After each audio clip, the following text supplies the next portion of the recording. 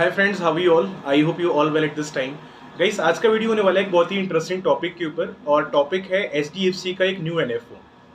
तो अभी हाल ही में एक नया एचडीएफसी का एनएफओ लॉन्च हो चुका है, जिस एनएफओ का नाम है एचडीएफसी मैन्युफैक्चरिंग फंड। आज के डेट में ऐसे मल्टीपल कमेंट्स हमारे वीडियोस पे इवन आ चुके हैं कि आदत है, अभी एक नया मार्केट में एक नया एनएफओ आया है एचडीएफसी का। तो आप हमें इसके बारे में इन्फॉर्मेशन प्रोवाइड करिए कि ये फंड एक्चुअली में किस टाइप का है और किस तरीके से काम करने वाला है। तो आज की वीडियो में पूरा डिस्कशन इसी पॉइंट पे करने वाले हैं कि जो एचडीएफसी का मैन्युफैक्चरिंग फंड इस टाइम पे मार्केट में ऐसा एनएफओ आया हुआ है, इसमें क्या रिटर्न के स्कोप है, क्या इसके फीचर्स हैं इस टाइम पे, कब से कब तक ये एनएफओ अवेलेबल है, और अगर आप इसमें इन्वेस्टमेंट करने का प्लान कर रहे हैं तो आपको इसमें इन्वेस्टमेंट इस टाइम पे करना चाहिए कि नहीं। तो पूरा डिस्कशन हम आज के इस वीडियो में करने वाले हैं। तो स्टार्टिंग से लेकर एंड तक बने रहिए ताकि पूरा का पूरा इन्फॉर्मेशन आपको इस फंड के रिगार्डिंग मिल सके। तो गाइज, आपसे रिक्वेस्ट है, अगर आप इस वीडियो पे नए हैं so please try to subscribe the channel, and if you like this video तो सब लाइक करना है, आगे शेयर करना उन लोगों के साथ। सबसे पहले अगर हम इस फंड के डिस्कशन में सबसे पहले नाम की बात करें तो फंड जो है इस समय वो मैन्युफैक्चरिंग फंड ऑप्शन है। तो जो पैसा आप इसमें इन्वेस्ट करने जा रहे हैं, companies investing your maximum money in the manufacturing sectors. Guys, आज के डेट में अगर हम इन्वेस्टमेंट की बात करें तो मैन्युफैक्चरिंग हो गया, आईटी हो गया, ईवी हो गया, इनोवेशन हो गया, ये सब जो सेक्टर्स हैं आज की डेट में काफ़ी तेजी में ग्रो कर रहे हैं। इवन जो ज़्यादातर आज के डेट में इन्वेस्टर्स हैं वो भी स्मार्ट हैं। जो पहले के टाइम में लोगों ने इन्वेस्टमेंट किसी एफडीज में, आरडीज में या जो पुरानी स्कीम्स में किया है, अब वो अपनी इन्वेस्टमेंट्स वहाँ नहीं कर रहे हैं। अब जो नया यूथ है और जो पुराना यूथ है, they are also now going to invest their money in the new features company. जो आने वाले टाइम में जैसे ईवी हो गया, मैन्युफैक्चरिंग हो गया, इनोवेशन हो गया, अब लोग इस पर फोकस ज़्यादा कर रहे हैं। बिकॉज आने वाले टाइम में इन्हीं शेयर्स का, इन्हीं स्टॉक्स का रिटर्न्स आने वाले टाइम में अच्छा ग्रो कर सकता है।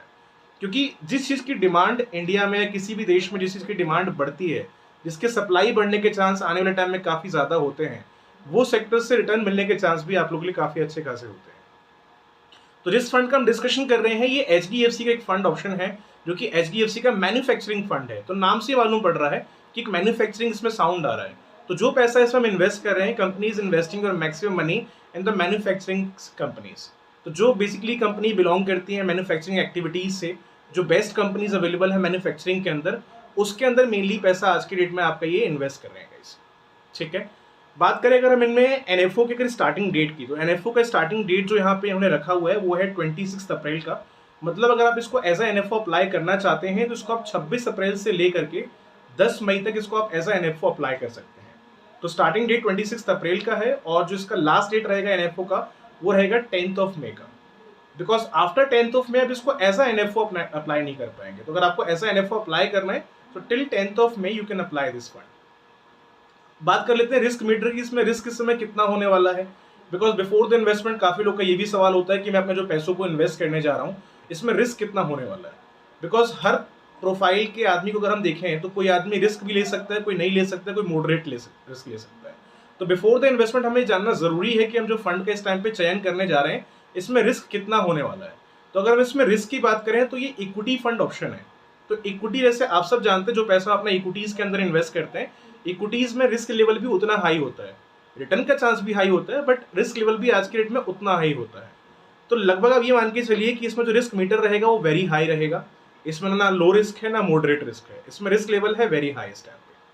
ठीक है, रिटर्न की बात करें कि रिटर्न आप यहाँ से कितना एक्सपेक्ट कर सकते हैं, तो जो ऑलरेडी पहले के जो फंड्स आ चुके हैं, ऑब्वियसली सी बात है नया फंड है तो हम इसका रिटर्न कैसे बताएं आपको चेक करके, लेकिन जो ऑलरेडी पहले फंड्स चल रहे हैं इक्विटी के अंदर मैन्युफैक्चरिंग से जो बिलोंग करते हैं, अगर हम उन फंड्स के हिसाब से अगर इसको भी देखें तो लगभग आप यहाँ से महीने का कितना भी नहीं तो साल का आप एवरेज निकालें तो 15-16% रिटर्न आप एक्सपेक्ट कर सकते हैं यहाँ से। आप अगर पिछले मैन्युफैक्चरिंग फंड्स की बात करेंगे, जैसे मल्टीपल कंपनी ने लॉन्च पहले भी किए हैं और काफी टाइम से चल भी रहे हैं, तो उनके रिटर्न 20-25 प्लस ऊपर ही जा रहे हैं, मतलब 25% से ऊपर ही जा रहे हैं रिटर्न उनके। अगर आप उनके पिछले 3 साल के रिटर्न अगर आप चेक करोगे। बट मेरा कहना ये है कि जब भी मैं कोई एडवाइस देता हूँ इन्वेस्टमेंट के लिए किसी को भी, या खुद के लिए भी जो इन्वेस्टमेंट करता हूँ, I just give the advice of the less amount. मतलब 15% 16% से ऊपर कभी किसी को आइडिया देता भी नहीं हूँ, क्योंकि किसी भी फंड ने भले 30% रिटर्न दिया हो या 40% रिटर्न दिया हो, मेरा एक्सपेक्टेशन ये होता है कि मैं किसी भी आदमी को अगर एडवाइस दूँ तो कम से कम 15-16% तक का दूँ, उससे ऊपर ना दूँ।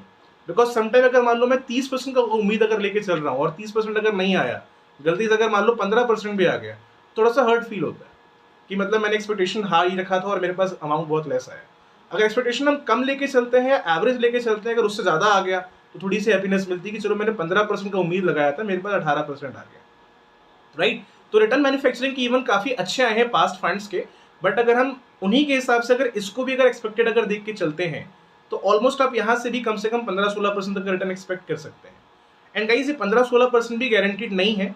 जो लोग फर्स्ट टाइम इस वीडियो को देख रहे हैं, एज अ मार्केट में इन्वेस्टमेंट करने जा रहे हैं, तो मैं उनके लिए खास बताना चाहूँगा कि ये भी कोई गारंटीड फंड नहीं है। जो भी इसमें अपना अमाउंट आप इन्वेस्ट करेंगे, पूरा अमाउंट आपका मार्केट पर ही डिपेंडेड रहेगा।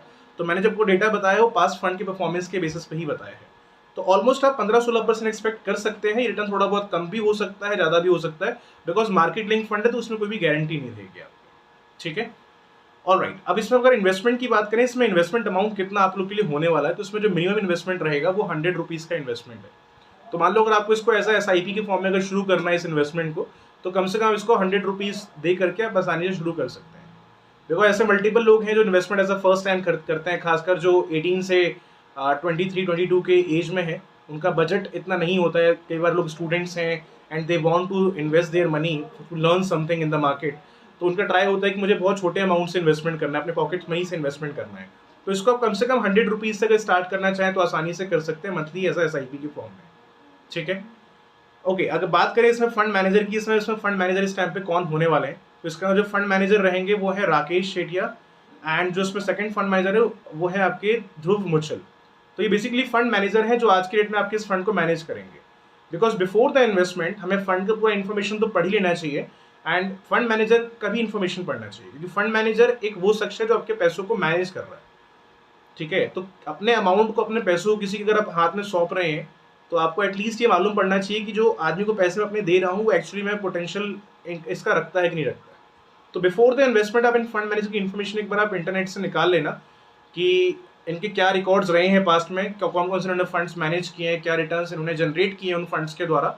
अगर आपको लगता है कि हाँ पोटेंशियल है, काफ़ी अच्छे रिटर्न्स दिए हैं, एजुकेशन वगैरह बेस्ट है, then you can go with this. Because मेरा जहाँ तक कहना है कि आप किसी फंड में इन्वेस्टमेंट करिए, उसके पहले फंड मैनेजर की डिटेल आप पढ़ो कि जो फंड्स इतने टाइम से मैनेज करते आ रहा है उसके रिटर्न्स वाकई में अच्छे आ भी रहे हैं या नहीं आ रहे हैं।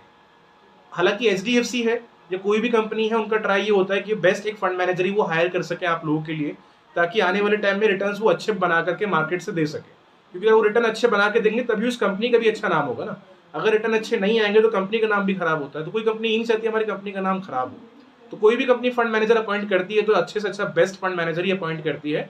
But still before the investment ये आपका काम है कि अपना अमाउंट, अपना एक हार्ड एंड मनी आप इन्वेस्ट करने जा रहे हैं, तो यू शुड सी कि इस टाइम पे कौन मेरे फंड्स को मैनेज करने वाला है, कि आप तक रिकॉर्ड्स रहे हैं पास्ट के अंदर। ठीक है, तो गाइस आई होप ये जो वीडियो है आप लोगों को काफी हेल्पफुल रहा होगा regarding this SDFC manufacturing fund. फिर भी आपके माइंड में कोई रिगार्डिंग क्वेश्चन अगर रहते हैं, you can raise the question in the comment box, I try to give the answer as soon as possible guys. तो नेक्स्ट मिलते हैं नेक्स्ट वीडियो के अंदर गाइस, तब तक के लिए हैव अ नाइस डे।